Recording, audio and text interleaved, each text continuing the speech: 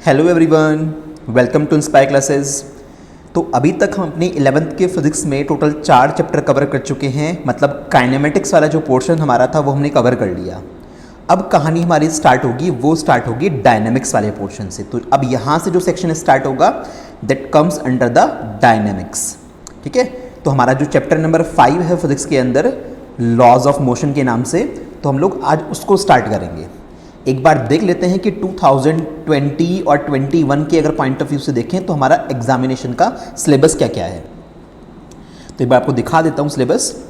तो देखो, इन्होंने स्टार्टिंग में क्या किया है सिलेबस के अंदर कि स्टार्टिंग की जो ये कॉन्सेप्ट थे लाइक फोर्स का कॉन्सेप्ट, इनर्शिया, न्यूटन के फर्स्ट, सेकंड और थर्ड लॉ ऑफ मोशन, इसके अलावा मोमेंटम और इम्पल्स, इन सब चीज़ों को उसने क्या बोला है रिड्यूस सिलेबस के अंदर कि इसको बच्चों को सिर्फ ब्रीफली एक्सप्लेन करना है, ये एग्जाम में पूछा नहीं जाएगा। इसमें से कोई भी थ्योरी, कोई भी चीज़ एग्जाम में नहीं आएगी, थ्योरेटिकल पोर्शन, इसको बच्चों को सिर्फ ब्रीफली एक्सप्लेन करना है। जबकि एक तरह से भी देखो कि ये बहुत गलत तरीके से उन्होंने इसको कट किया है, क्योंकि अगर बच्चे को सेकेंड लॉ ऑफ मोशन नहीं पता होगा, उसको ये रिजल्ट नहीं पता होगा कि F = m/a होता है, या फिर उसको मोमेंटम नहीं पता होगा, लीनियर मोमेंटम P = m/v होता है, तो वो ना तो रोटेशनल मैकेनिक्स पढ़ पाएगा। F = ma नहीं पता तो फ्रिक्शन कैसे पढ़ेगा? भाई फ्रिक्शन नहीं हटाया इन्होंने, फ्रिक्शन पूरा एज इट इज़ है।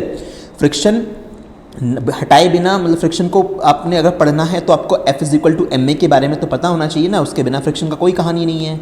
या सर्कुलर मोशन की बात करें तो सर्कुलर मोशन को समझने के लिए भी हमें ये बेसिक कॉन्सेप्ट तो आने ही चाहिए। तो मतलब मान के चलिए इनको हटाया ना हटाया एक ही बात है, क्योंकि ये तो आपको तब भी पढ़ने पड़ेंगे अगर आपको बचा हुआ चैप्टर समझना है। तो बहुत कुछ अभी भी इस चैप्टर में ऐसा है जो आपको पढ़ने को मिलेगा। बहुत अच्छे अच्छे क्वेश्चंस आपको कराऊंगा, किस तरह से हम लोग फ्री बॉडी डायग्राम बनाते हैं, एवरीथिंग विल बी एक्सप्लेन्ड। बस करना क्या है आपको फिलहाल कि अभी जो स्टार्टिंग के इस चैप्टर के 2 लेक्चर्स आएंगे, कितने स्टार्टिंग के 2 लेक्चर आएंगे, लेक्चर 1 और लेक्चर 2। उन लेक्चर्स को आप नोटबुक में नोट मत करना, सिर्फ अच्छे से सुन लेना, समझ लेना, क्योंकि उन दोनों लेक्चर्स में मैंने जितना भी कंटेंट रखा है वो कंटेंट आपके सिलेबस में नहीं है इस साल के लिए, वो इनमें से ही सब कुछ है। यानी कि ये जो सारा सेक्शन आपको दिखा रहा हूँ, इस सेक्शन को मैं स्टार्टिंग के 2 लेक्चर्स में ख़त्म कर दूंगा, और उसके बाद एग्जैक्टली हम लोग अपने फ्री बॉडी डायग्राम्स पे आएंगे कि उनको कैसे बनाते हैं, सो दैट हम आगे की चीज़ें सही से पढ़ पाएँ। ठीक है, तो शुरू करते हैं अपने स्टार्टिंग के अभी ये 2 लेक्चर। तो एक लेक्चर तो हमारा आज ये हो जाएगा, एक लेक्चर नेक्स्ट वाला, तो उनको नोट डाउन नहीं करना है। उसमें मैं आपको लॉज ऑफ मोशन पढ़ा दूंगा तीनों के तीनों, इनर्शिया का कॉन्सेप्ट, न्यूटन की क्या स्टोरी थी वो, इसके अलावा मोमेंटम, इम्पल्स, ये सारी चीज़ें हम 2 लेक्चर में कवर कर चुके होंगे। ठीक है, तो एक बार देख लेते हैं। वैसे तो ये आपने काफ़ी कुछ 9th क्लास में भी पढ़ा हुआ होता है, स्टिल देख लो। न्यूटन यहाँ पे बैठा हुआ है किसी पे एक ट्री के नीचे, और ऊपर से इसके हेड पे एप्पल गिरा, और यहीं से डिस्कवरी किसकी हुई फाइनली? ग्रेविटेशन, ग्रेविटी की डिस्कवरी फाइनली न्यूटन ने की थी इस इंसिडेंट के बाद ही। क्या कहानी रही है, क्या कुछ रहा है न्यूटन का, अगर बेसिक बैकग्राउंड देखें तो मैं आपको एक बार बता देता हूँ, बड़ी इंटरेस्टिंग सी स्टोरी है। न्यूटन का जो बर्थ हुआ था, वैसे यहाँ 1643 लिखा गया, दिस वॉज एग्जैक्टली 1642। तो 1642 में न्यूटन का बर्थ हुआ था, और ये वही ईयर था जब गैलीलियो गैलीली की डेथ हुई थी। तो जो गैलीलियो गैलीली नाम के साइंटिस्ट थे वो न्यूटन से पहले के थे, उनकी डेथ भी इसी ईयर में हुई थी, और इसी साल न्यूटन का जन्म हुआ था। बट न्यूटन का जो बचपन था वो बहुत ही ज़्यादा कॉम्प्लेक्स रहा था। इनके जन्म से, मतलब इनके बर्थ से कुछ हफ्ते पहले इनकी फादर की डेथ हो गई थी, और उसके बाद कुछ महीनों के बाद इनकी मदर ने दूसरी शादी कर ली थी। तो हुआ यूँ कि न्यूटन को बचपन में अपनी नानी के साथ रहना पड़ा था, ये अपनी नानी के यहाँ रहने लगे थे, और वहीं के एक लोकल स्कूल में इन्होंने एडमिशन ले लिया था, ये वहीं पे जाया करते थे। फिर बाद में जब 16 साल के ये हो गए तो इनकी मदर ने इनको वापस कॉल कर लिया, मतलब वापस बुला लिया, किस पर्पज़ से? सो दैट ये उनके एग्रीकल्चर के काम में, उनकी खेती के काम में उनका हाथ बटा सकें। तो इसलिए इनकी मम्मी ने इन्हें वापस बुला लिया अपने पास।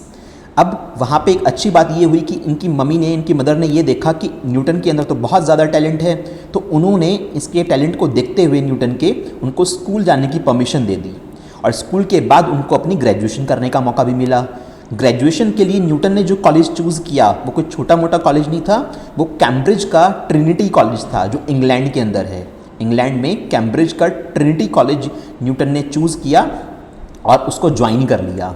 वहीं पे ट्रिनिटी कॉलेज इंग्लैंड में ही न्यूटन ने एरिस्टोटल, गैलीलियो और कैपलर इनकी जो जितनी भी डिस्कवरीज थी उनको बहुत अच्छे से स्टडी किया, काफ़ी सारा वर्क स्टडी करने का मौका मिला न्यूटन को।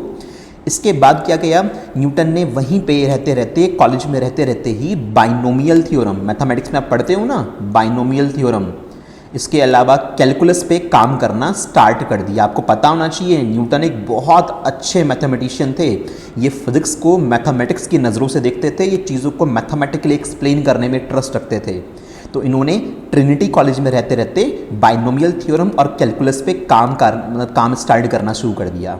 बट अचानक से हुआ क्या, 1665 के आसपास इंग्लैंड में बहुत भयंकर प्लेग फैलने लगा। पहले यूरोपियन एरिया में फैला था, फिर इंग्लैंड में आ गया 1665 के आसपास से। इतनी बुरी तरह से वो एपिडेमिक फैला कि लगभग 2 साल के लिए स्कूल्स कॉलेज सब कुछ बंद हो गए थे वहाँ पे। तो अब क्या करता न्यूटन, तो न्यूटन वापस अपने गांव आ गया और गांव आने के बाद वो अपना ज़्यादातर टाइम अपने जो फार्म था वहाँ पे उनके गांव में, उस फार्म पे स्पेंड करने लगा। ये वही फार्म था उसके गांव में जहाँ पे न्यूटन के सर पे एप्पल गिरा था और फाइनली डिस्कवरी हुई ग्रेविटी की। इसी फार्म में, इसी फार्म हाउस पे रहते रहते न्यूटन ने अपने उस पूरे टाइम पीरियड में जब स्कूल कॉलेजेस सब कुछ बंद थे, न्यूटन ने कैलकुलस में बहुत सारी चीज़ें डिस्कवर करी।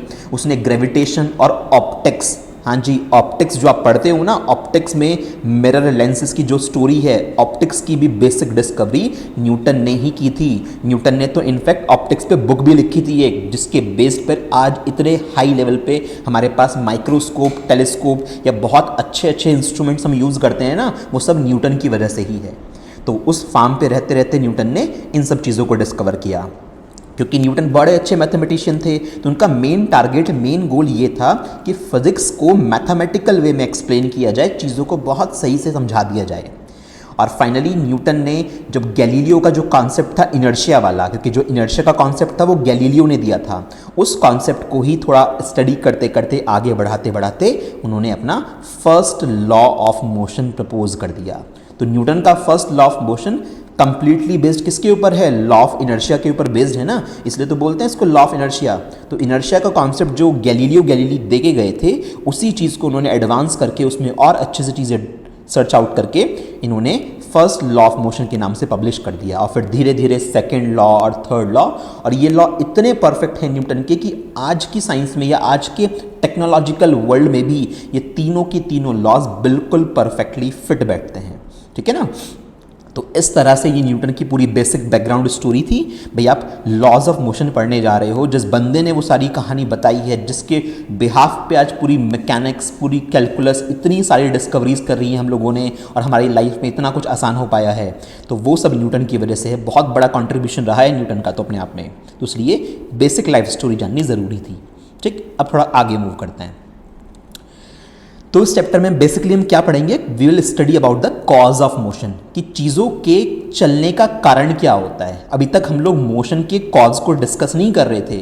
हमें पता था कि चीज़ों में मोशन हो रही है, चीज़ें चल रही हैं, तो काइनेमेटिक्स में ये तो होता है। We will discuss about the motion in kinematics, but we do not discuss about the cause of motion.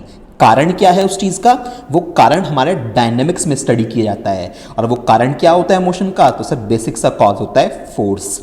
चीज़ें चलती हैं जब उन पे फोर्स लगाया जाता है, तो फोर्स एक is a causing factor which causes the motion in any object.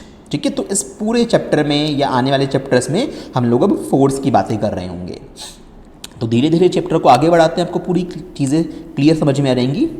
जैसे बहुत से रियल लाइफ एग्जांपल्स, किसी बस के अंदर लोग खड़े हुए हैं और बस अचानक से अगर चलने लगे तो एकदम से पीछे की तरफ झटका लगता है ना, पीछे की तरफ कुछ फील होता है, जैसे किसी ने धक्का दिया हो पीछे की तरफ, है ना। और अगर एकदम से बस चलते चलते स्टॉप हो जाए तो आगे की तरफ धक्का लगता है, आगे की तरफ फीलिंग होती है कि किसी ने पीछे से आगे की तरफ में गिरा दिया। यानी कुछ ऐसा है, कुछ सराउंडिंग एनवायरनमेंट में ऐसा है कि जब जैसे ही एक्सेलरेशन आता है उस बस के अंदर, या एक्सेलरेशन की वैल्यू एकदम ख़त्म हो जाती है, ज़ीरो हो जाती है, तो हमारी बॉडी पे एक फोर्स लगता है। उस फोर्स के बारे में ही हम लोग इस चैप्टर के अंदर स्टडी करेंगे। यानी फोर्स का पूरा कनेक्शन किससे है, एक्सेलरेशन से है। न्यूटन ने ये सारी स्टोरी कनेक्ट करी थी कहीं ना कहीं जाके। ठीक है ना।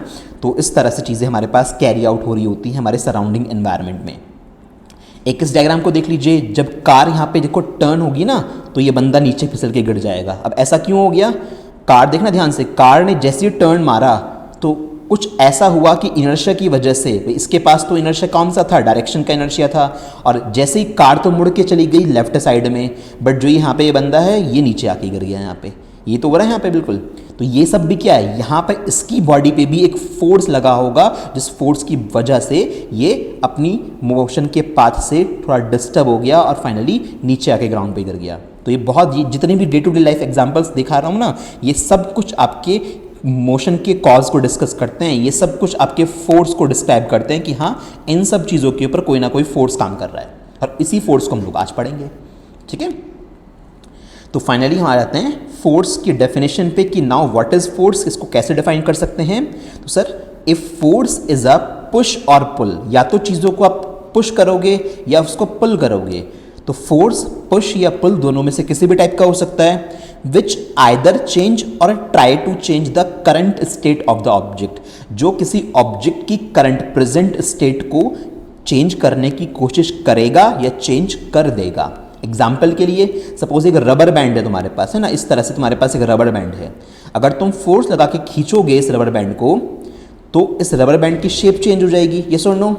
बट इसी तरह से अगर तुम्हारे पास कंक्रीट की एक वॉल है ना, सपोज हमारे पास एक कंक्रीट की वॉल है यहाँ पे, और इस कंक्रीट की वॉल पे अगर तुम यहाँ से फोर्स लगा रहे हो तो उस सिचुएशन में वॉल चलने थोड़ी ना लगती है, बट फोर्स तो तभी भी लगा हुआ है। तो फोर्स जब किसी ऑब्जेक्ट पे लगाते हैं तो मोशन हो भी सकता है और मोशन नहीं भी हो सकता है ना। अगर इस ऑब्जेक्ट पे लगने वाला टोटल नेट फोर्स जीरो है, अगर एफ नेट जीरो है, टोटल फोर्स जीरो है, तो इसमें कोई मोशन नहीं होगा, यानी ये ऑब्जेक्ट नहीं चलेगा। दीवार में ऐसी तो होता है, मतलब वॉल पे जितना फोर्स तुम लगा रहे होंगे उतना वॉल भी तुम्हारे ऊपर लगा रही होगी, जिसकी वजह से कोई मोशन नहीं हो पाया। बट रबर बैंड के केस में ऐसा नहीं था, रबर बैंड बेचारा पतला सा बारीक सा था, इसलिए आपने थोड़ा सा फोर्स लगाया और वो अपनी शेप चेंज कर गया। तो फोर्स की बात समझ में आ गई। ये एक तरह का पुश या पुल होता है जो जिसकी वजह से कोई भी ऑब्जेक्ट जो मेरा होगा वो अपनी करंट स्टेट को चेंज करने की कोशिश करेगा या चेंज कर देगा। तो इसलिए लिखा हुआ है either change or try to change the current state of the object. ठीक, अच्छा अब देखो इस लड़की को, यहाँ पे देखो ये एक ट्रॉली को क्या कर रही है, पुश कर रही है। In this case the girl is trying to change the state of rest of the trolley. भाई ट्रॉली रुकी हुई है, ये यहाँ से इसको इधर की तरफ फोर्स लगा के इसको पुश करने की कोशिश कर रही है। तो क्या बोलूँगा कि this girl is applying the force on this trolley, है ना, चलाने की कोशिश कर रही है इसको। इसके अलावा एक बहुत भारी सा हैवी सा ब्लॉक है, this man is trying to pull that block, इसको खींचने की कोशिश कर रहा है। तो कैन आई से दैट कि ये पर्सन भी क्या लगा रहा है, फोर्स लगा रहा है ना। फोर्स पुशिंग या पुलिंग इफेक्ट तो होता है, या तो चीज़ों को पुश करोगे या पुल करोगे। तो दोनों ही केस में अब ये ऑब्जेक्ट चले या ना चले डजेंट मैटर, बट इस बंदे ने तो फोर्स लगाया है, ये कहा जाएगा, ध्यान रखना। तो hence we can say that force is being applied in both the cases. तो इस केस में भी फोर्स अप्लाई हो रहा है पुशिंग टाइप का, और इस केस में भी फोर्स अप्लाई हो रहा है पुलिंग टाइप का। यहाँ पे फोर्स की डायरेक्शन जो मैन ने लगाई है फोर्स वो ऐसे होगी, यहाँ पे फोर्स की डायरेक्शन जो इस लड़की ने इस ट्रॉली के ऊपर लगाई है वो ऐसे होगी। तो this is the force applied by this girl to push the trolley, and this is the force applied by this boy to pull the block. इसको खींचने के लिए इसने फोर्स लगाया है। बात समझ में आ रही है। तो फोर्स एक टाइप का पुश और पुल होता है जिसकी वजह से ऑब्जेक्ट्स अपनी करंट सिचुएशन को चेंज करते हैं या चेंज करने की कोशिश करते हैं, उसको ट्राई करते हैं। बात समझ में आ गई इतनी सी। तो थोड़ा सा बेसिक चलाते रहेंगे, धीरे धीरे सारा का सारा कहानी आपको समझ में आता रहेगा। ठीक है, अच्छा अब थोड़ी सी और बात करते हैं। तो टाइप्स ऑफ फोर्सेस पे हम लोग आ जाते हैं। वैसे तो अगर बात करें तो पूरी एंटायर नेचर में 4 तरह के फंडामेंटल फोर्सेस होते हैं, जिनको आपने चैप्टर 1 में भी पढ़ा था। ग्रेविटेशनल फोर्स होता है, इलेक्ट्रोमैग्नेटिक फोर्स होता है, वीक न्यूक्लियर फोर्स होता है और स्ट्रॉन्ग न्यूक्लियर फोर्स होता है ना। हम थोड़ा अलग टाइप का क्लासिफिकेशन यहाँ पे करेंगे, वो डिफरेंट टाइप का क्लासिफिकेशन है जो हमारे काम आएगा।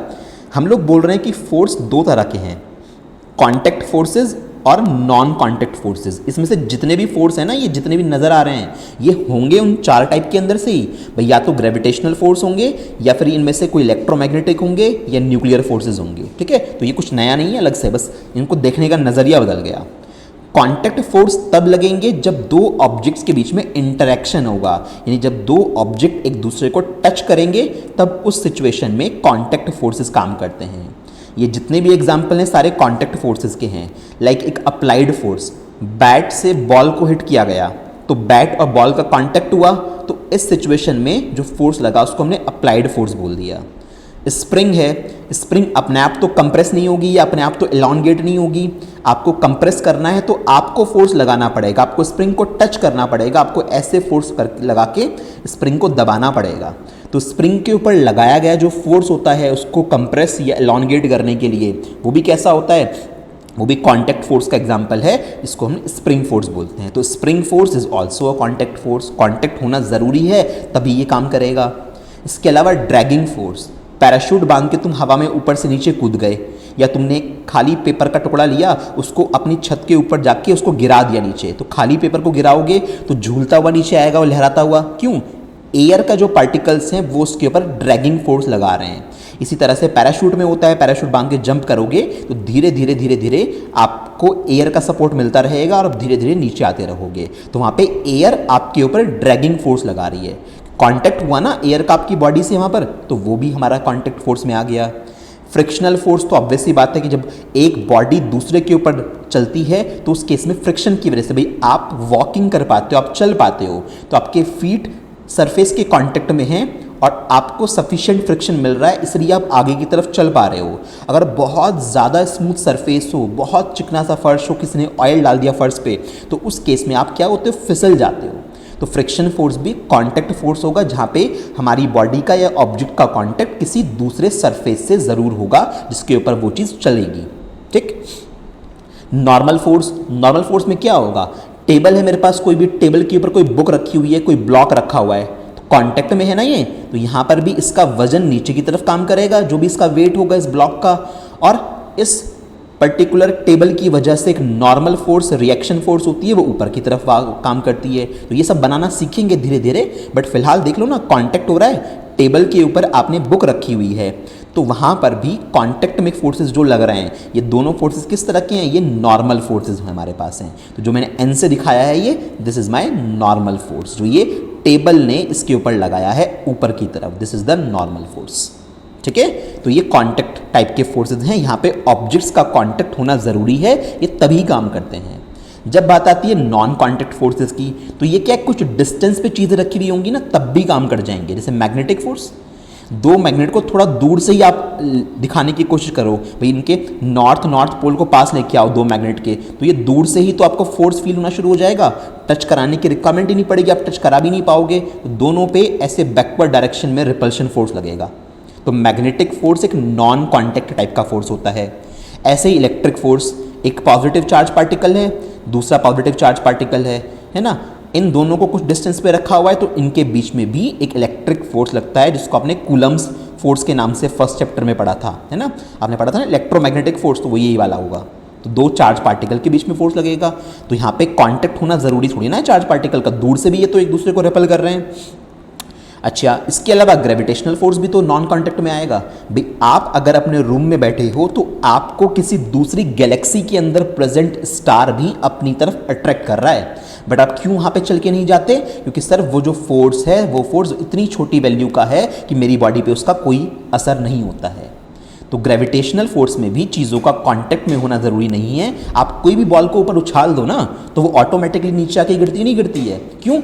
अर्थ उसे अपनी तरफ अट्रैक्ट करती है, अर्थ उसके ऊपर ग्रेविटेशनल फोर्स लगाती है, जबकि वो अर्थ के कांटेक्ट में नहीं है, सरफेस थोड़ी ना टच हुई हुई है, वो तो हवा में थी, तो हवा में नीचे कैसे आ गई, ग्रेविटेशनल फोर्स की वजह से। तो ये भी नॉन कांटेक्ट टाइप का फोर्स हुआ। तो इतनी बात समझ में आ गई स्लाइड में कि कांटेक्ट फोर्स और नॉन कांटेक्ट फोर्सेस कैसे कैसे होते हैं। अच्छा ठीक है, तो थोड़ी सी बात फिर आगे बढ़ाते हैं। अब बात आती है बैलेंस्ड और अनबैलेंस्ड फोर्सेस की। अब देखो यहाँ पे इस जगह पे, यहाँ पे ये दो लड़कियाँ, एक इधर से फोर्स लगा रही है, एक इधर से फोर्स लगा रही है इस बॉक्स के ऊपर। तो एक फोर्स ऐसे लग रहा है, एक ऐसे फोर्स लग रहा है, और दोनों इक्वल फोर्स लगा रही हैं, तो ये ब्लॉक कहीं पर भी नहीं जाएगा।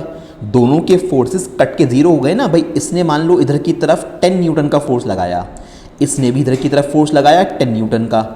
दोनों के फोर्सेस इक्वल मैग्नीट्यूड के हैं और अपोजिट डायरेक्शन में काम कर रहे हैं। दोनों के फोर्सेस कैंसिल आउट हो जाएंगे और I will say that net force का मतलब होता है टोटल फोर्स। यहाँ पे नेट वर्ड ही यूज होगा हमेशा।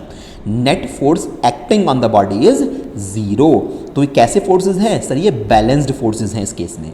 तो बैलेंस्ड फोर्सेस की वजह से कोई भी एक्सेलरेशन प्रोड्यूस नहीं होगा। भाई खुद सोचो ना, इस 10 ने इस 10 को कैंसिल आउट कर दिया, तो जब नेट फोर्स 0 है, अगर नेट फोर्स 0 है तो एक्सेलरेशन भी 0 ही होगा। ठीक है, तो ऑब्जेक्ट चलेगा ही नहीं यहाँ पे इस केस में। तो बैलेंस्ड फोर्सेस के केस में ऑब्जेक्ट मूव नहीं करेंगे, उनमें कोई भी मोशन नहीं होगा। ठीक, अच्छा अब यहाँ पे जरा देखो, यहाँ पे हुआ क्या है कि एक छोटा बच्चा है ये, और एक ये बड़ा बच्चा है थोड़ा सा। तो इस वाले बड़े वाले ने तो फोर्स लगाया इधर की तरफ 10 न्यूटन का मान लो, और इस छोटे वाले ने फोर्स लगाया इधर की तरफ मान लो 6 न्यूटन का। तो अब देखो, ये 6 न्यूटन का फोर्स यहाँ लगा रहा है, कम फोर्स है। ये 10 न्यूटन का फोर्स यहाँ लगा रहा है, ज़्यादा फोर्स है। तो एक नेट फोर्स बचेगा कितने न्यूटन का? 10 में से 6 माइनस होंगे, 4 न्यूटन का एक नेट फोर्स इधर की तरफ काम करेगा बड़े वाले फोर्स के डायरेक्शन में। यानी ये वाला ब्लॉक इधर की तरफ चलना शुरू हो जाएगा 4 न्यूटन के फोर्स से। यानी जब एक पर्टिकुलर नेट फोर्स इसमें है, नेट फोर्स आया, 0 नहीं आया, जिसकी वजह से इसमें एक्सेलरेशन प्रोड्यूस होगा और ये ब्लॉक चलना शुरू कर देगा। इस वाले केस में भी देख लो, यहाँ पे तो दोनों एक ही साइड पे आ गए। एक बंदे ने 5 न्यूटन लगाया, या एक ने 10 न्यूटन लगाया, दूसरे ने 6 न्यूटन लगाया, तो टोटल 16 न्यूटन हो गए सपोज। तो 16 न्यूटन के फोर्स से एक डायरेक्शन में चलना स्टार्ट कर देंगे।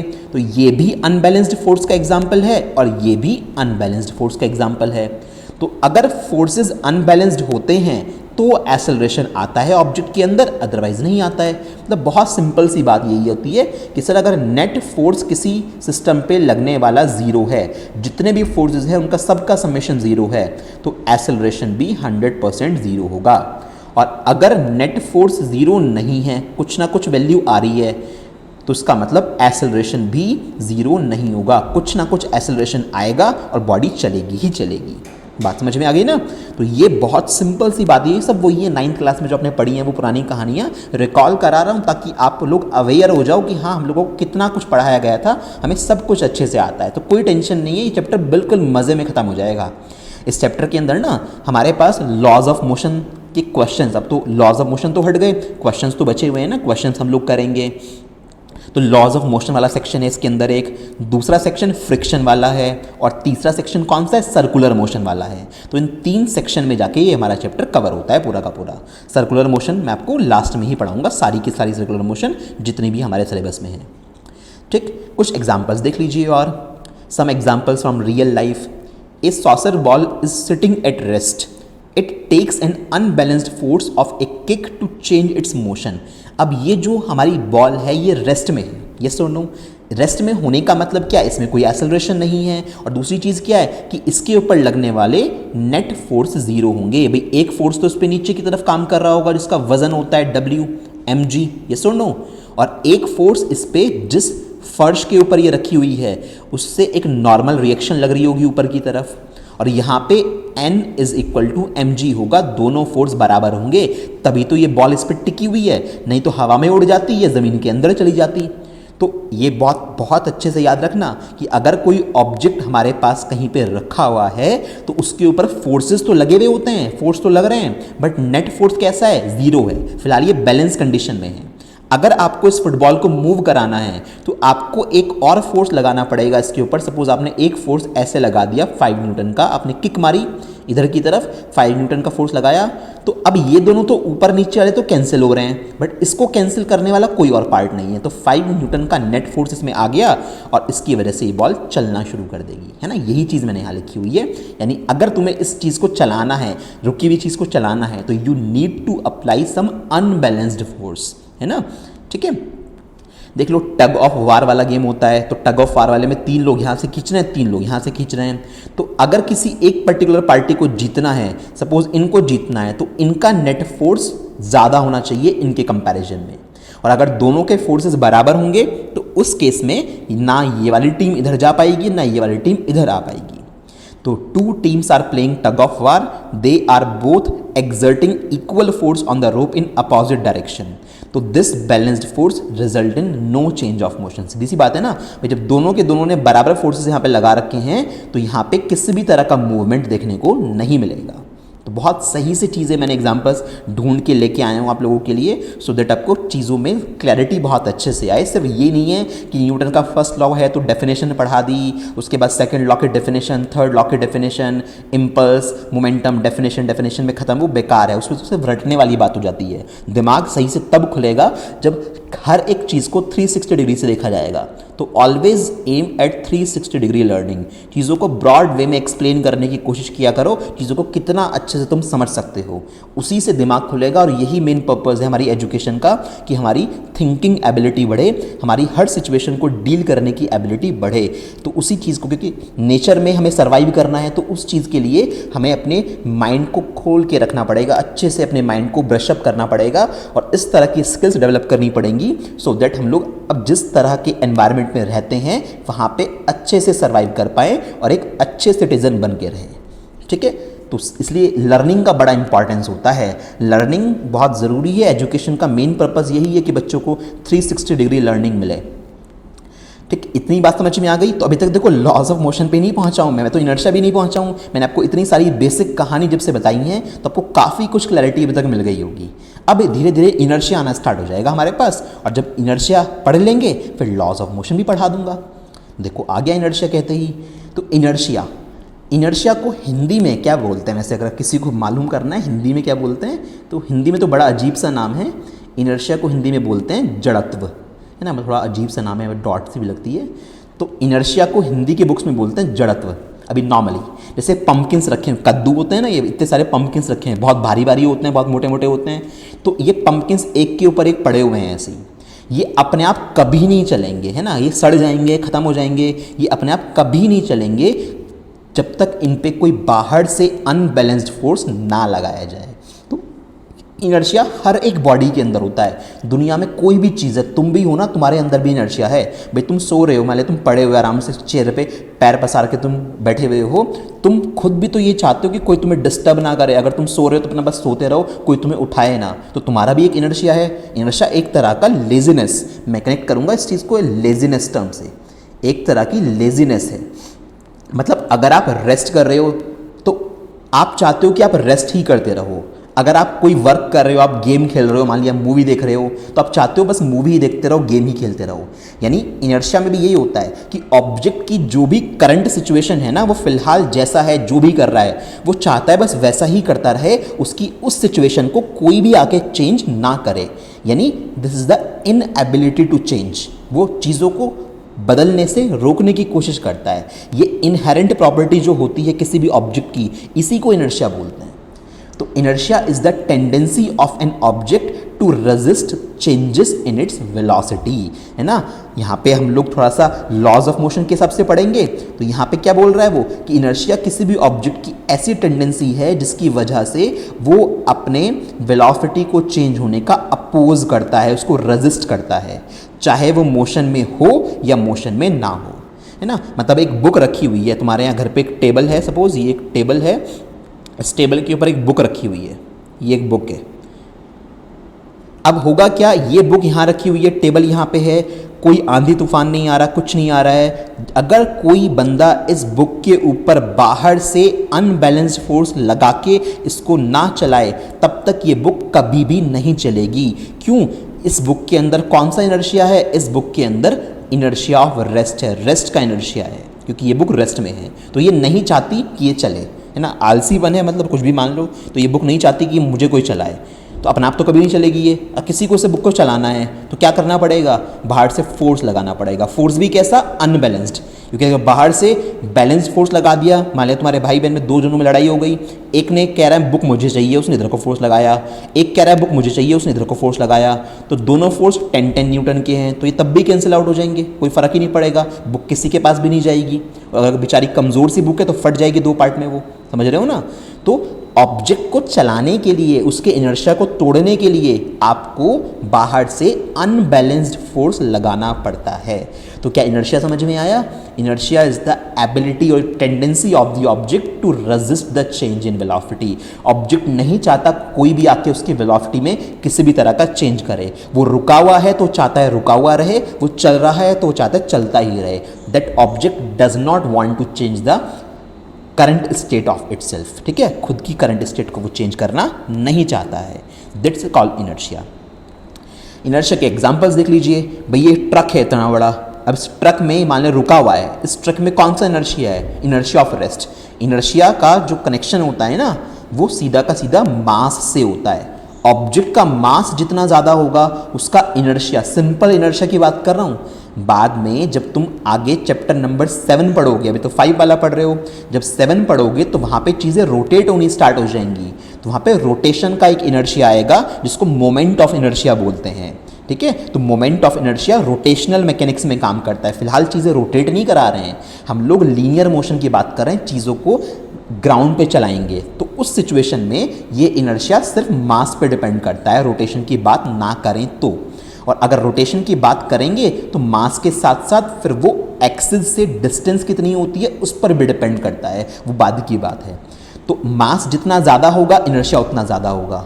तो अब देखो यहाँ पे इस वाले एग्जाम्पल में देखो, ये बच्चा जो था इसको एक्सपेरिमेंट मिला एक छोटे से पत्थर को बांध के उसे चलाना है, और इस बेचारे को मैडम ने एक्सपेरिमेंट दे दिया इस बड़े से पत्थर को बांध के चलाना है। अब किसकी हालत ख़राब होगी यहाँ पे? सीधी सी बात है, इसकी हालत ख़राब होगी ना। ये बेचारा सोचेगा इतना बड़ा पत्थर को मूव कराने के लिए दे दिया, इतना ज़्यादा मास है तो बहुत ज़्यादा इनर्शिया ऑफ रेस्ट होगा इसके अंदर, तो इसको मूव कराने के लिए ज़्यादा फोर्स लगाना पड़ेगा। अभी जिसका इनर्शिया जितना ज़्यादा, उस इनर्शिया को डिस्टर्ब करने के लिए उतना ही ज़्यादा फोर्स लगाना पड़ेगा। इसके मज़े आ गए इस वाले के। छोटा सा पत्थर है, कम मास कम इनर्शिया, तो बड़ी आसानी से थोड़ा सा फोर्स लगाते ही चलने लगेगा। और जो ये बंदा ट्रक को पुश कर रहा है तो उसी ऑब्वियस सी बात है कि शायद ट्रक तो, इतना बड़ा ट्रक तो पुश हो ही नहीं पाएगा नॉर्मली केस में। क्यों? क्योंकि इसका इनर्शिया बहुत ज़्यादा है, इसके मास ज़्यादा होने की वजह से, ठीक है। तो बातें काफ़ी सारी क्लियर हो गई। अब यहाँ पे देखो, the first law states that all objects have inertia. अब आगे जब पढ़ोगे फर्स्ट लॉ ऑफ मोशन तो वहाँ पे वो यही कहता है कि दुनिया में हर ऑब्जेक्ट का इनर्शिया होता है। The more mass an object has the more inertia it has. मैंने बताया ना, जितना ज़्यादा मास होगा उतना ही ज़्यादा इनर्शिया होता है, और जितना ज़्यादा इनर्शिया होगा उसकी करंट पोजीशन को चेंज करना उतना ही मुश्किल होता जाता है। देखो जैसे इस ट्रक वाले ने ब्रेक लगाए, तो ट्रक वाले ने तो ब्रेक, पहले ट्रक चल रहा था, सबके पास कौन सा इनर्शिया था? इनर्शिया ऑफ मोशन, है ना। चलती हुई चीज़ है तो वो रुकना नहीं चाहिए ना। तो जिस टाइम में ये ट्रक चल रहा था आराम से, उस टाइम पे हर चीज़ के पास इनर्शिया था मोशन वाला। इसके अंदर एक पत्थर रखा हुआ था, उसमें भी इनर्शिया ऑफ मोशन था। अब एकदम से क्या हुआ, ड्राइवर ने कुछ देखा, ड्राइवर को पानी पीना था, तो ड्राइवर ने एकदम से इंस्टेंटली ब्रेक मार दिए। अब ब्रेक मारने से ट्रक तो रेस्ट में आ गया एकदम से, बट इसके अंदर जो बड़ा सा पत्थर रखा हुआ था वो तो अभी भी मोशन में था ना। वो कह रहा मुझे क्यों डिस्टर्ब कर रहे हो भैया? तो उसमें इनर्शिया ऑफ मोशन था, तो वो रेस्ट में नहीं आएगा, वो बाहर निकल के आ गया। वो तो चलता रहा ना, आपका ट्रक रुक गया बट पत्थर चलता रहा, तो पत्थर ने आके इसको पूरा भिचका दिया। तो देखो लिखा है यहाँ पे, your truck has brakes the massive hunk of stone does not. भैया आपके ट्रक में तो ब्रेक हैं, हम मानते हैं आपका ट्रक तो ब्रेक लगाने पर रुक जाएगा, वो बड़ा सा जो पत्थर है ना वो नहीं रुकेगा, उसमें तो इनर्शिया है मोशन वाला, वो तो चाहता है चलते रहना। तो अगर आपको रोकना है ट्रक को तो भैया आराम से रोकिए, सो दैट इस तरह से अगर इंस्टेंटली बहुत हाई स्पीड पे ट्रक चल रहा है ना और एकदम ब्रेक मार दोगे तो अंदर पड़ा हुआ जितना भी सामान है ना वो दीवार को तोड़ के बाहर निकल जाएगा, ध्यान रखना। तो बहुत चीज़ों का ध्यान रखना पड़ता है, तो चीज़ें क्लियर हो रही होंगी यहाँ पे, ठीक। तो इनर्शिया के बारे में बातें हो गई हमारे पास, ठीक है। अब इनर्शिया रेस्ट का, मोशन का, डायरेक्शन का होता है, सारी चीज़ें हमने क्लियर कर ली। अब फाइनली आ जाते हैं, इतनी सारी कहानी, ये इनर्शिया की पूरी स्टोरी गैलीलियो गैलीली ने दी थी, और गैलीलियो के वर्क को, एरिस्टोटल के वर्क को, केपलर के वर्क को न्यूटन ने स्टडी किया था जब वो इंग्लैंड के कैम्ब्रिज में ट्रिनिटी कॉलेज के अंदर पढ़ते थे। वहाँ पे उन्हें मौका मिला उनके वर्क को स्टडी करने का, और जब न्यूटन वहाँ पे 2 साल का स्कूल कॉलेज बंद हो गए थे पेंडेमिक की वजह से, तो न्यूटन अपने फार्म पे वापस आ गए थे। तो वहाँ पे आके उन्होंने कैलकुलस में बहुत सारा काम किया था, और वहीं पे उनके हेड के ऊपर एप्पल गिरा था, तो वहीं पे सारा काम हुआ, और वहीं पे उन्होंने गैलीलियो के लॉ को आगे बढ़ाया, और फाइनली उन्होंने फर्स्ट लॉ प्रपोज करा। This is known as Newton's first law, ठीक है। Newton's first law of motion भी बोलते हैं, कि न्यूटन का गति का पहला नियम। क्या बोला इस फर्स्ट लॉ में? इनर्शिया को ही डिस्क्राइब किया हुआ है। इन्होंने सिंपली ये बोला कि अगर कोई ऑब्जेक्ट रेस्ट में है तो वो रेस्ट में ही रहेगा, अगर कोई ऑब्जेक्ट किसी पर्टिकुलर स्पीड से किसी डायरेक्शन में जा रहा है तो उसी स्पीड से उसी डायरेक्शन में जाता रहेगा, जब तक बाहर से कोई अनबैलेंस्ड फोर्स लगा के उसकी उस करंट सिचुएशन को चेंज ना किया जाए। देखो क्या लिखा है, an object at rest tends to stay at rest, यानी कोई ऑब्जेक्ट अगर रुका हुआ है वो चाहता है रुका रहना। And an object in motion tends to stay in motion, कोई ऑब्जेक्ट चल रहा है तो चाहता है कि वो चलता ही रहे। अनलेस, कब तक, acted upon bye N unbalanced force, जब तक उसके ऊपर कोई अनबैलेंस्ड फोर्स ना लगाया जाए तब तक वो अब चीज़ें एज इट इज़ रहती रहेंगी, क्योंकि उनमें इनर्शिया है। रुका हुआ ऑब्जेक्ट चाहेगा कि मैं रुका रहूं, चलता हुआ ऑब्जेक्ट चाहेगा चलता रहूं। कब तक, जब तक बाहर से कोई अनबैलेंस्ड फोर्स लगा के उस सिचुएशन को चेंज ना किया जाए। This was all about the first law. इस लॉ को हम किस नाम से जानते हैं? इसको हम लोग लॉ ऑफ इनर्शिया के नाम से भी जानते हैं। तो न्यूटन का जो ये फर्स्ट लॉ है, इसमें कोई मैथमेटिकल एक्सप्रेशन नहीं आया था, इसी को हम लोग लॉ ऑफ इनर्शिया भी बोलते हैं। What does it this mean? Basically an object will keep doing what it was doing. एक ऑब्जेक्ट जो कर रहा है वही करता रहेगा, है ना, उसको कोई मतलब नहीं है उससे। Unless acted upon bye N unbalanced force, जब तक बाहर से कोई अनबैलेंस्ड फोर्स नहीं लगाओगे ना, तब तक जो ऑब्जेक्ट जो कर रहा है वही करता रहेगा। वो रुका हुआ है तो रुका हुआ रहेगा, चल रहा है तो चलता ही रहेगा। ठीक है। If the object was sting still, वो रुका हुआ है, इट विल रिमेन स्टेशनरी, वो ऐसे रहेगा। और अगर वो मूव कर रहा है तो वो मूव करता रहेगा। क्या करना पड़ेगा उसको डिस्टर्ब करने के लिए? You need to apply an unbalanced force to move that object या to change the situation of that object. ठीक है। तो first law of motion I think clear हो गया होगा, बहुत ईजी सा था, कोई खास बात नहीं थी। कुछ एग्जाम्पल्स देख लीजिए। जैसे यहाँ से गाड़ी वाला चल के आ रहा था और चलते चलते इस गाड़ी वाले ने आके एकदम से ब्रेक लगा दिए, और जैसे इस गाड़ी वाले ने आके एकदम ब्रेक लगाए उस सिचुएशन में, तो यहाँ पे क्या हुआ, कार देखो ना टूट गई यहाँ से। तो ऑब्जेक्ट चल रहा था, चलते चलते ऑब्जेक्ट अपने आप रोकना नहीं चाहता। अगर आपको उस गाड़ी को रोकना है तो उसने आपको एक्सटर्नल ब्रेक लगाने पड़ेंगे। और ब्रेक कब लगाने पड़ेंगे? इस दीवार पे टकराने से पहले। अगर आपकी गाड़ी चल रही है, आपने ब्रेक नहीं लगाए, तो भैया सीधी सी बात है ना, जाके ये आगे ऑब्स्टेकल है तो ये इस गाड़ी को रोक देगा, तो आपकी गाड़ी टूट जाएगी। ऐसे यहाँ पे हुआ, इस साइकिल वाला चल रहा था, आराम से चल रहा था, रास्ते में क्या आ गए, कुछ पत्थर आ गए बड़े बड़े से, और जैसी इसकी साइकिल इस पत्थर से टकराई तो साइकिल तो रुक गई, बट ये बंदा तो अभी भी मोशन में था, तो ये उड़ के नीचे गिर गया, है ना। तो सब कुछ कनेक्टेड है आपस में। तो फर्स्ट लॉ यही कहता है, जो चीज़ चल रही है चलते रहना चाहती है, जो रुकी हुई है रुके रहना चाहती है। बाहर से जब तक कोई अनबैलेंस फोर्स नहीं लगाओगे तब तक ऐसा ही होता रहेगा। एक ये देख लीजिए, बहुत सिंपल सी एक्टिविटी घर पे कर सकते हो। एक ग्लास है, उसके ऊपर एक छोटा सा गत्ते का टुकड़ा रखा हुआ है, एक कॉइन रखा हुआ है। बहुत तेजी से मैं क्या करूँगा, इस गत्ते के पीस को, इस पेपर को मैं यहाँ से हटा दूंगा, स्टिक करके, है ना, एकदम से हटा दूंगा। तो आप देखोगे कि अभी फिलहाल सब कुछ रेस्ट में है, कॉइन भी रेस्ट में है जो उसके ऊपर रखा हुआ है। जैसे ही आप फोर्स लगा के इस गत्ते के टुकड़े को यहाँ से तेजी से हटा दोगे तो गत्ते के टुकड़े के अंदर तो क्या आ जाएगा, मोशन आ जाएगा एकदम से। बट अभी भी ये जो आपके पास इसमें कॉइन रखा हुआ है, इसके पास इनर्शिया है रेस्ट वाला, तो ये अपनी जगह पे ही रहेगा और नीचे से गत्ते का टुकड़ा निकल जाएगा, और जब अपनी जगह पे रहेगा तो फाइनली कहाँ गिर जाएगा, नीचे आके ग्लास के अंदर गिर जाएगा। तो ये बहुत कॉमन सा एक्सपेरिमेंट जो आप कर सकते हो, जो फर्स्ट लॉ को एक्सप्लेन करता है बहुत अच्छे से। देख लीजिए, इसका यहाँ पे एक छोटा सा इलस्ट्रेशन तुम्हें दिखा रखा है। यहाँ पे जैसे इसको हटाता है तेजी से, एकदम से वो जो कॉइन है वो नीचे गिर जाता है। ठीक है। तो ये सारी बातें फर्स्ट लॉ ऑफ मोशन से कनेक्टेड होती हैं। एक ये देख लीजिए, एक सिंपल सा इलस्ट्रेशन। भाई जैसे ही गाड़ी चल रही थी, गाड़ी के अंदर बैठा हुआ बंदा भी चल रहा था, दोनों के अंदर इनर्शिया है, कौन सा, इनर्शिया ऑफ मोशन वाला। कार तो आगे जाके एक वॉल से टकराई, कार तो एकदम रेस्ट में आ गई, बट इस पर्सन की बॉडी पे कौन सा इनर्शिया था, इनर्शिया ऑफ मोशन था। तो ये तो रुका नहीं ना, ये तो बेचारा गाड़ी से बाहर निकल के गिर गया। तो इसलिए तो बोलते हैं कि सीट बेल्ट आपको बांधनी चाहिए। भाई अगर आपको ब्रेक लगाने पड़ गए इमरजेंसी में इंस्टेंटली, तो गाड़ी तो रुक जाएगी। आप गाड़ी पे जो ब्रेक है ना, वो गाड़ी को रोकेंगे, आपको नहीं रोकेंगे। तो गाड़ी में जैसे तुमने कार में ब्रेक लगाए, कार तो रुक गई, बट आपकी बॉडी एकदम से आगे जाके लगेगी, तो आपके फोरहेड पे, आपके माथे पे चोट लग सकती है। और अगर आपने सीट बेल्ट बांधी होगी तो सीट बेल्ट बांधने से आपको लगने वाली वो चोट बहुत कम हो जाएगी या लगेगी ही नहीं। इसलिए बोलते हैं कि सीट बेल्ट आपको बांधनी चाहिए। तो ये भी किसका एग्जाम्पल है, ये न्यूटन के फर्स्ट लॉ को ही डिस्क्राइब करने वाली बात है। सारी चीज़ें मैंने यहाँ लिखी हुई हैं, आराम से पढ़ना इसको। ठीक। तो हम लोगों के पास इनर्शिया की कहानी में समझ में आ गई, न्यूटन का फर्स्ट लॉ हम लोगों को समझ में आ गया। तो बहुत बेसिक सा डिस्क्रिप्शन जो है ना, आपको वही समझा रहा हूँ, बहुत ज़्यादा कॉम्प्लिकेटेड टर्म्स में बात नहीं कर रहे हैं। बहुत छोटी छोटी सी आसान सी जो चीज़ें हैं, क्योंकि ये लेक्चर आपको लिखना तो है नहीं, ऐसे नेक्स्ट वाला लेक्चर लिखना नहीं है आपको, सिर्फ और सिर्फ उसको समझना है अच्छे से, क्योंकि इस साल के लिए सिलेबस से इन्होंने वो सेक्शन थ्योरी के लिए हटा दिया है। बट जब तक ये नहीं पढ़ोगे भाई, जब तक न्यूटन का first law, second law, third law नहीं पढ़ोगे, क्वेश्चंस कैसे सॉल्व हो जाएंगे? पॉसिबल ही नहीं है ना आप न्यूमेरिकल सॉल्व कर पाओ किसी भी तरह के, और आगे के टॉपिक्स भी नहीं पढ़ सकते, फ्रिक्शन नहीं पढ़ पाओगे, सर्कुलर मोशन नहीं पढ़ पाओगे, तो ये सब तो एज अ बेसिक अभी भी आपको पढ़ना ही है। ठीक है, तो यहाँ तक का लेक्चर कवर कर लेना। इसके बाद जब नेक्स्ट क्लास आएगी तो उसके अंदर मैं न्यूटन के सेकंड लॉ से स्टार्ट करूंगा, और सेकंड लॉ को पढ़ाने के लिए आपको अच्छे से पता है कि हमें लीनियर मोमेंटम का कॉन्सेप्ट समझना पड़ता है, क्योंकि मोमेंटम से कनेक्टेड होता है हमारा सेकंड लॉ ऑफ मोशन। और उसके बाद आपको इम्पल्स पढ़ा दूंगा, एंड आफ्टर दैट हम लोग थर्ड लॉ ऑफ मोशन पढ़ेंगे, और फाइनली हमारी जो स्टोरी है ये बेसिक कॉन्सेप्ट वाली वो खत्म हो जाएगी। 2 लेक्चर हमारे पूरे हो जाएंगे और बेसिक कॉन्सेप्ट क्लियर हो जाएगा हमारा।